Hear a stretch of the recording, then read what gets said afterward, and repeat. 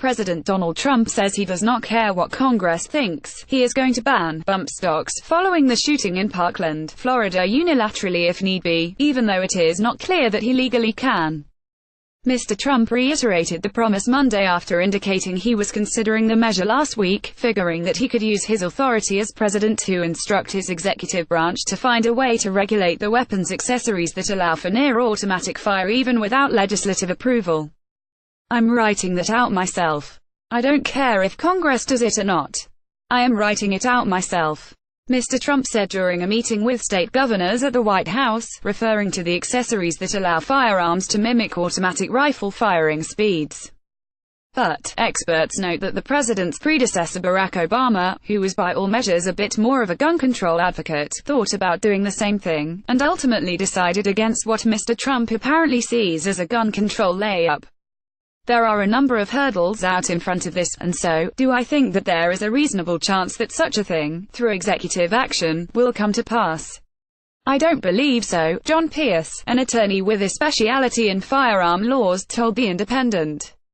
While Mr. Trump's comments come in the aftermath of the Stoneman Douglas High School shooting, the devices were not actually used during that massacre.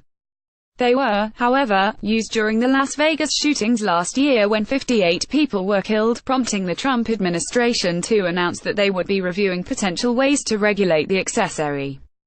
That announcement fell in line with what the National Rifle Association (NRA) said it supported at the time, but also conflicted with past positions of the Department of Justice and the Bureau of Alcohol, Tobacco, Firearms and Explosives (ATF), both of which have expressed the opinion that current laws do not allow new regulations.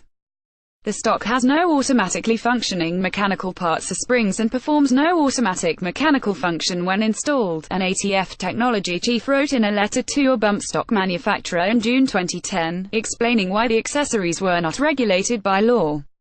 Accordingly, we find that the bump stock is a firearm part and is not regulated as a firearm under Gun Control Act of the National Firearms Act.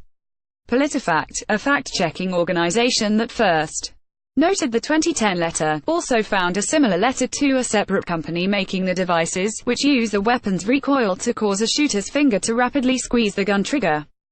Mr. Pierce said that it would be hard for the Trump administration to find an argument that bump stocks could be regulated in a similar fashion to machine guns.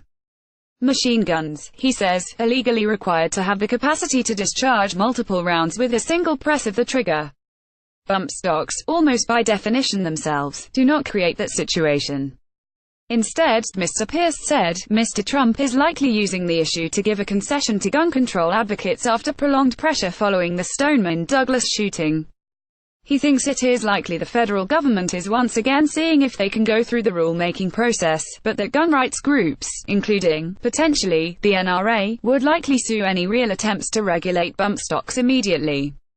I think President Trump is probably looking to throw bump stocks under the bus as an offering to try and move beyond the issue, because it's not something a huge number of gun owners own, and therefore would be a politically expedient sacrifice, Mr. Pierce said. But, in the real world of public policy and public safety, it would do nothing.